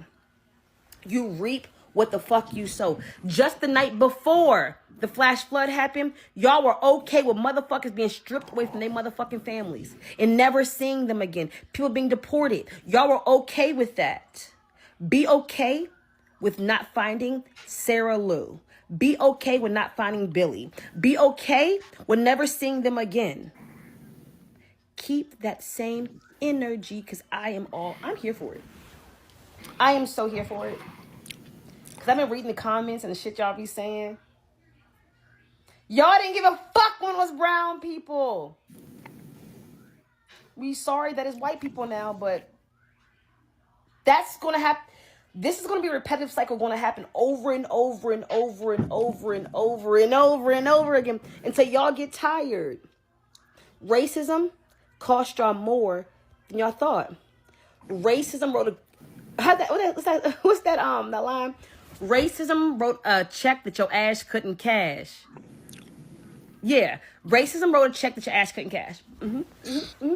She said that we reaped what we sowed. So is that why so many kids get murdered in Democrat cities? Are they reaping what they sow? I mean, Also, do we even know the races of? I never even looked at I that. didn't realize that it was a all white camp. She had claimed that it was an all white camp. That's not something I even looked into. Along with this, that was really disgusting. But she Somebody got said fired. demonic. That's absolutely. She's demon possessed. I mean, she needs. Texas is a very multicultural state. I don't know that I even thought about what the race of the victims of this were. It never dawned on me until I started seeing. I never even thought of that from the crazies. That's and there was so what. So in the short, this is one portion I want to read about it. So it says, while forecasters recognized danger, the region was still caught off guard by how sudden and destructive the flooding became, making this a wake-up call for improving early warning systems and local readiness. And that was the issue. These are common things that can happen in local government in terms of emergency responses. So this wasn't this is not Trump's fault. This is not Biden's fault. Everybody just shut the fuck up, and realize this is just a freak thing that happened, and they did the best they could with what they had. And it's just unfortunately it's a hard lesson to get better at those things. 26 feet in under 1 hour at 4 a.m. How do you combat that? We have been conditioned to believe that we've tamed Mother Nature, and we have not. And this was a sad, tragic reminder that you can't tame that bitch. Well, let's look back at North Carolina prior to the presidential election, and people were saying that those regions were hit because they were Republican areas, and they thought that it was going to stop the vote for Trump. But in all actuality, it was like a very liberal area that was hit. Parts of it were. One more thing that. I didn't want to go conspiracy theory here or anything. Oh, come on, bring it. I love the conspiracy. But one more thing is, and this is actually coming out to be a little more fact than fiction, is they were doing cloud seeding over there in that part of Texas. And, that helps. They do that so it will rain more. Mm-hmm. And it had just been a couple of days before they were doing something. I think Israel, who is involved? The Saudi Arabia is involved with the AI stuff they're going to be building in that area. Interesting. They were doing some cloud seeding, and I saw some reputable. I may have shared it on my Twitter. Give me 1 second here. Well, I asked Shaun last night. I said, "Why did this happen? In Mississippi, when things happen like Katrina or something very unexpected, it's because levees break or bridges break. What? Here it is. How did this happen? Here it is. Shaun Ryan, who's very well respected podcaster, shared this. Let me pull it back up here real quick. I just want to I'm not saying that this is what happened. I'm not personally co-signing on this. I'm just showing y'all that this is out there. Shaun, if you would add me. Gotcha. Prove this for me. Real quick. All right. All right. So this is out there. Y'all make of it what you will. Again, somebody just posted about the seeding. I saw it in the comments somewhere. Rainmaker CEO to speak publicly amid cloud seeding scrutiny over Texas floods. And Shaun says you'll find out soon. So there is a video here. It's I'm not going to play it. This is a Shaun Ryan podcast. They're all really, really long. But I will drop the link to this tweet where he shared the YouTube link. I will drop this in the comments, and everybody can. Shaun's like checking out now. He's like, "Here comes the conspiracy." No, I've got a counter to it though. But no, I'm gonna listen to it. Well, I mean, that's it. I don't really have anything to add to it other than this is out there, and this is coming from reputable sources about the cloud seeding, because that is factually going on. Now, did that add to this catastrophe, to the weather, I don't know. I don't know. I don't pretend to understand how cloud seeding works, so I don't have a strong opinion on it one way or another. But I will say that it's a bad look. What I did, I put that in here in ChatGPT to ask, and not that the robot's always right, but what it said, you're right about the Rainmaker technology. It's a major weather modification company, confirmed its last cloud seeding flight was on July 2nd, targeting 2 clouds that had dissipated by 4 p.m. that day. The catastrophic rains began around July 4th. So that's what That's what the robot says. Yeah, I mean, so make of that what you will. Well, I mean, I see Chris Williams here saying that we sound like InfoWars. But no, but this is on government websites. I'm looking at it right now on a government website talking about the Texas skies, the harvesting, and a summary of rain enhancement operations. And is this a government website I'm looking at? Well, there is rainmaker technology. That is accurate. That's not inaccurate. There is. They're just saying here that they did a cloud seeding fight on the 2nd of July, which was 2 days prior to the rains. Interesting. And yeah, but who knows? I mean, maybe I don't know. I don't know the science behind it. Did that last for? I don't know. I don't want to sound stupid because I just don't know. My friends in Texas, rivers and bodies of water to rise, and then more rain dumps. They got to go somewhere. That's what they were telling my friends in Texas that I talked to earlier. Were saying it won't stop. It will not stop raining. It's that they can't catch a breath. Well, we got 7 straight days of it coming our way. I was somewhere earlier. I went to Martin's Livingston to eat lunch and happened to look up at the TV, and it had like the 8-day forecast, including today, and it was rain every day, and it came a damn monsoon this afternoon over here in Brandon. Mm-hmm. Yeah, it hit pretty quick. So, but I mean, regardless, the whatever it was, it's a really just horrible event that we all just saw, and praying for those people in Texas, and hope everybody can worry about how do we respond to this quicker next time instead of worrying about whether Trump or Biden caused it. I think that would be a better use of our time. I agree. And how do we support those families right now? Yeah. Come together and do what's right for the community instead of playing the blame game. The one funny thing I did see, though, and nothing about this is funny, but I saw where Ted Cruz was in Europe. So I did. So he's not to blame. No, but the reason it was kind of funny was because if you remember in 2021 during the ice storm in Texas, that horrible ice storm, he took off to Mexico and they were calling him Flying Ted. Well, they caught him he was in Greece, I think. And the reporter walked up to him and was like, "Oh, you're on vacation again during another Texas tragedy," so he's always kind of got a lot of shit for that. I wonder what's his name? What's that big preacher's name in Texas? The one that Joel Osteen. I wonder if he would open up his church for the flood victims this time. Maybe if you get a sledgehammer and break the bathroom, you'll find the what do you have, like $200,000 in the wall or something of the bathroom? Did he? Yeah, you didn't know that? Oh. Yeah, they found like hundreds of thousands of dollars. Like he had walled up in the bathroom of that, what is it? The old, what did he have? The old the compact center. Yeah. Yeah. Where the Rockets played. Yeah. Who else was out of town that weekend? Who? That ice storm came, because that's the same one that affected us back in 2021.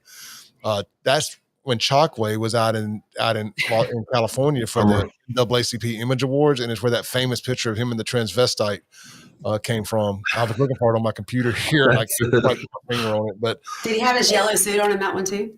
No, but he looked equally as ridiculous because the transvestite was 7 feet tall, and he's obviously not that tall of a guy in real life. I guess something about being a politician and getting out when there's a national disaster, See, Shaun, transvestites are real. These trans people do exist. Well, I mean, I can believe that with Choke Lumumba. I can believe anything. So I had to Google that. So in November 2021, they did some maintenance work on the Lakewood Church. A plumber discovered nearly 500 envelopes full of cash and checks hidden behind a loose toilet and tiled wall. That's right. Dang. Is that why he didn't want the people coming in? Yeah, it totaled approximately $600,000.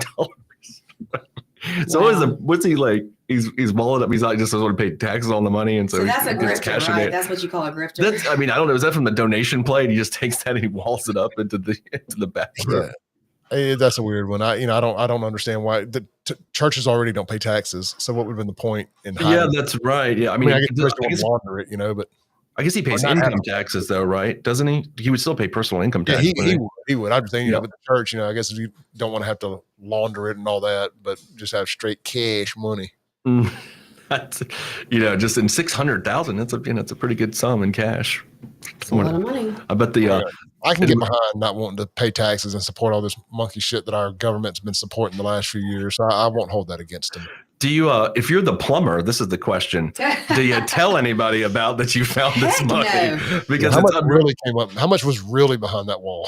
It said approximately $600,000. Well, no, that's what Clay's saying is he probably took a lot of it. Oh yeah. It really was like 1.2 million. What's the church going to say? No, there was $1 million back there. Yeah. It's like It's like when the cops pull over somebody transporting drugs and they got a ton of money. They only turn in a portion of the drugs. Well, not yeah, all we of it. found $50,000 in cash. I don't know what to do about that. So really, the drug dealers, I'd be like, I had $150,000. I was looking for this picture over here. I've got it saved in the app, the website that I use to make my thumbnails. But so I know it's on my computer somewhere, but I'm trying to dig through all these smaller images to find it, of the one of Chokwe and the trans. I thought of Chokwe earlier in his yellow banana suit when I saw the woman was arrested that killed her. Was it her husband? She killed on July 4th. She was in the yellow dress. Michael Applewhite actually had the funniest comment on WLBT. He said, Chokwe's got a outfit like that. It was great. I'm glad I'm not the only person that saw that it was pretty funny. and related it to Chokwe. I think I've got I've got a picture of that, but Michael Applewhite turned it into an orange suit for me to represent. I was trying to do it, and Michael beat me to it. Remember that, Clay? I was trying to do it, and he beat me to it. Yeah, I think it was on WLBT. I'm trying not to use them as much these days after yesterday. Try to go with APT, and I don't want to local news source. Yeah, I didn't want to anger folks over there. So I just but yeah, I don't know. I can't locate it. But it was a funny picture of this woman in a yellow dress. She was like the female Chokwe. So they're still our content. Don't give us credit. Yeah, that's right. So that's why, I was like, I don't want to steal their content anymore. I'll go steal Ross Adams' content instead, and maybe Ross won't get so mad about it. So how did she kill this man? Oh, here it is. I think she shot him, right? Yeah. She shot him. I believe that's right, isn't it? That story was evolving throughout the day. I've been so busy today. I hadn't had a chance to dig into it, but I kept getting the notifications on the app from the local news source. Sorry. News source, and it was an evolving story to say the least. Yeah. Sounds like something crazy went down. Yeah, I don't know exactly. It's was it 2 women that shot somebody or just one? There, speaking of that, there is, and I will put that up. I guess we were meant to talk about this. I want to put this up real quick. Okay. I've got the image here of. Oh, you got the image? Oh, I'll let you. Okay, I'll let you put that on a second. If I send it to you, can you? I've got it on my phone here. Let me figure out the best way to get it into the chat.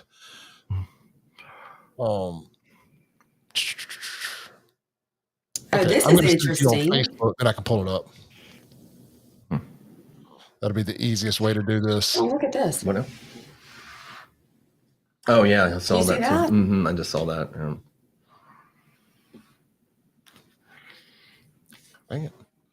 Very interesting. What are y'all talking about? You can't talk about that and not tell the group. Yeah. There's an article that dropped about Capitol Police is not receiving 911 calls, and there's because I think their system, I read it real briefly before we went on, their system's not updated yet, or something with the online function. Is this WWT's response to what y'all have said and what we've said the last 2 days? Like they're coming back and saying CCID, it's not giving 911 calls. Yeah, well, anything to lessen the impact of the what Capitol Police has done. I think a lot of the media outlets in town want to do that for what reasons I've not figured out.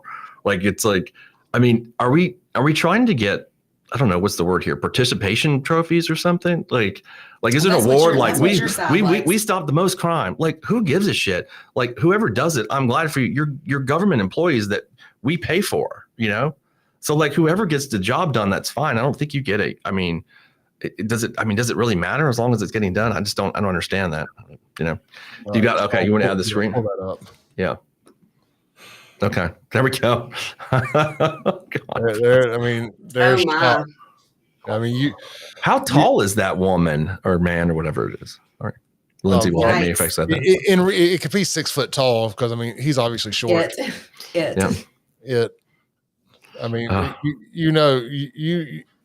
He practiced his prison position that night.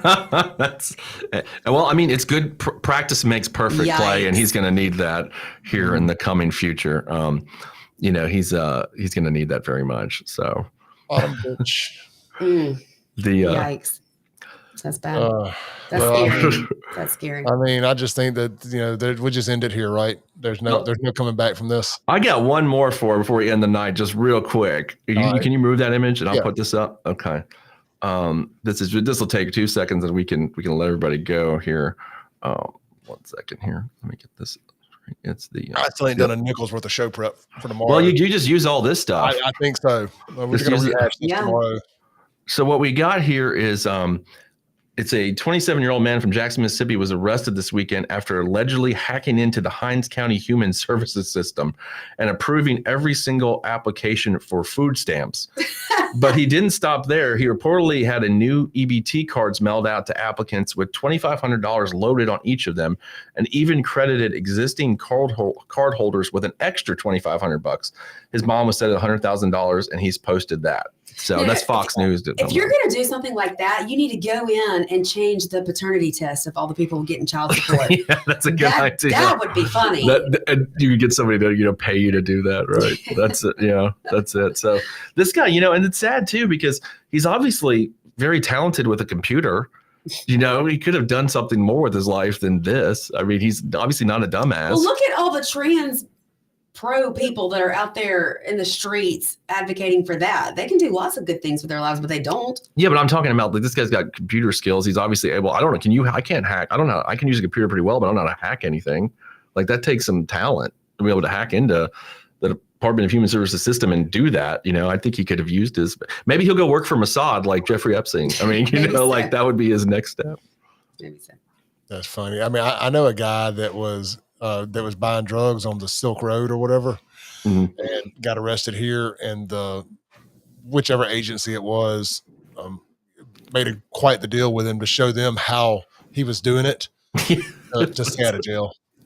Yeah, I mean, it was like that movie Catch Me If You Can.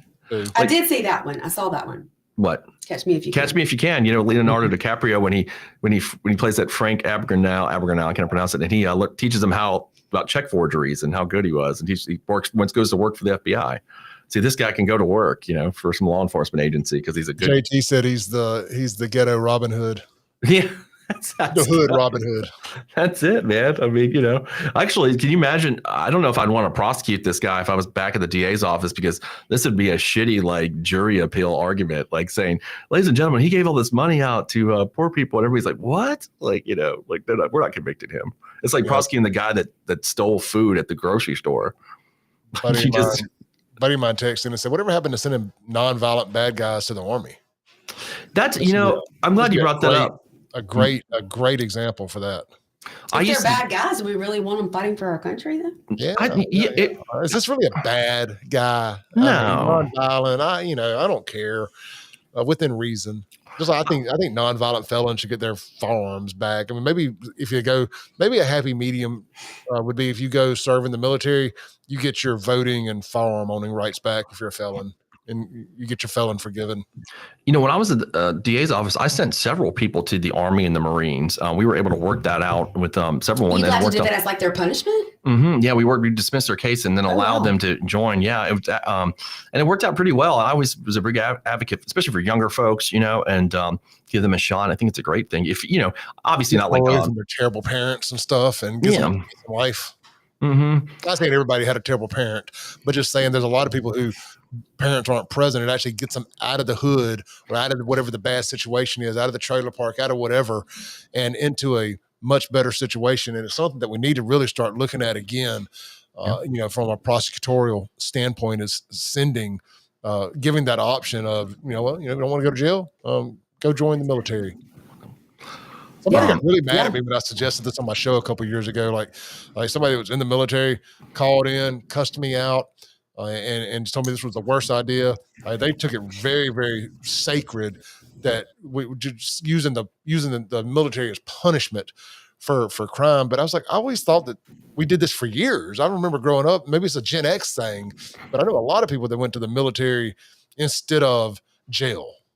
Yeah, that was in times gone past. In the old days, they did that quite a lot. And I remember, like I said, when I was over there, we tried to somewhat on some times that we could bring it back and do it. We did it. So I'd much rather have potential felons over there fighting for our country than guys that cut their dicks off. Yeah, absolutely. Can I get an amen there?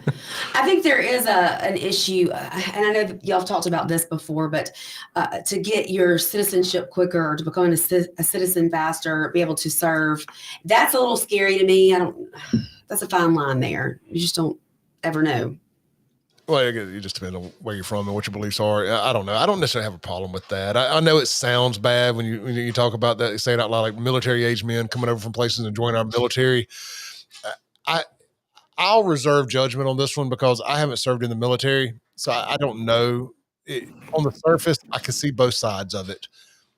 I can see why it would be a good thing, and I can see why it would bring some people would be worried about it. Shaun, what do you think? Maybe like strongly vetted. I mean, I'll just from personal experience, when I went to Paris Island in '97, I would say maybe my platoon had 15 to 20%, I guess, white Caucasians, and the rest were black and Hispanics. A lot of the Hispanics were first generation Americans, or just, that their parents had come here and whatnot. So I think it's a good thing. I think a lot of those folks really wanted to serve, and, talking with them. So I've always been for that. I think that I remember my dad came here.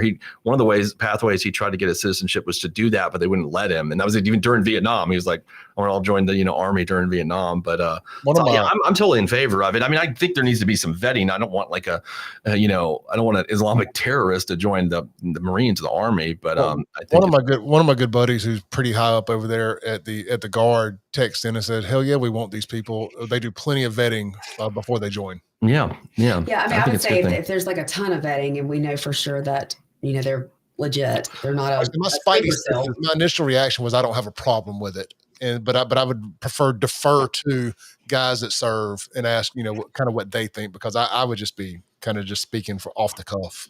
Yeah, I think and also the kind of person that would, like say you've got a immigrant that was on some kind of religious mission to mess up the United States. I mean, that person is really committed, right? Like he's going to go join the Marines and then go through all that. It happened at Fort Hood. We've seen it's happened. It's happened that have done stuff, but I don't know that the Army did this to them, or that they joined thinking, in 6 years from now, I'm gonna commit a terrorist act here on the base. I just think that it devolves into that. Like the guy who committed the act of terrorism on New Year's Eve in New Orleans. Was it New Year's Eve? Yeah, New Year's Eve. New Year's Eve this year. I think he had been at Fort Hood also, and then there was that guy that shot up Fort Hood, a mass shooter at Fort Hood a few years back also. But I think these are guys that just got converted on the internet and just went crazy. I don't think they joined the military and with the intentions on committing these atrocities. I think these things are just they lost their mind over time. Yeah, wasn't the New Orleans guy he was a regular black guy, wasn't he? I think. I believe so. Yeah, and he just kind of self-radicalized by watching YouTube or some shit like that. Yeah, they warned us that would end up happening. It's called indoctrination. Are self-radicalizing on the internet, and it happens a lot. As a conservative, we always just think of that happening to Muslims getting radicalized, but it happens on everything else. Obviously, it happened with racism. You see it happen with far right people. People get radicalized into whatever it is. Moms for Liberty. I'm kidding. Yeah. On the internet. So it's whatever. We're all susceptible to that happening, whatever our political or religious affiliations are. That's for sure. There's a radical version of everything. Mm-hmm. I'm against a draft. I know that. Don't take my babies. I have a big problem with that. So take the other ones. I think most people are against the draft. I think that's pretty universal. People are against the draft, but if we get into a shitstorm and we don't have enough people because people have demonized the military, not only that, but then you have as many men because they think they're women, and then the woke military. I mean, there was a time where I don't know. I've dove into it. I don't really feel this way in my heart, but there was a time over the last 4 years where I was kind of embarrassed about some things America was doing and what they were doing to our military. But then I look at my friends who have served and have served a long time. I'm like, that's the wrong thing to do. Don't be ashamed. There's too many badasses that have risked it all to do this. And when they forced our guys to get these damn vaccines and all this stuff, and they lost it all because they stood their ground. And thankfully they've got it back, but that don't mean that they didn't get put through hell for 4 years. So I was embarrassed by what our military was doing, not our boots on ground soldiers, but by the establishment, what the military establishment was doing to the way they were representing our military. Does that make sense?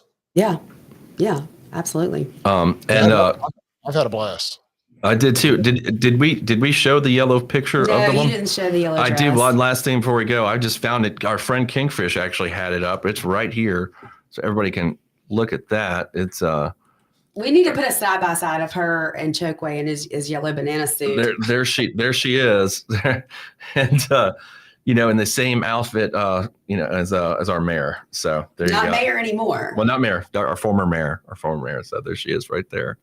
And I don't know the circumstances behind this, but she was caught by the Adams County Sheriff's Department and charged with murder and auto theft. So, and Chief Wade said it's a murder of domestic violence, which is kind of what we were talking about yesterday with in regards to CJ's post. A lot of these murders are domestic related. So, yeah.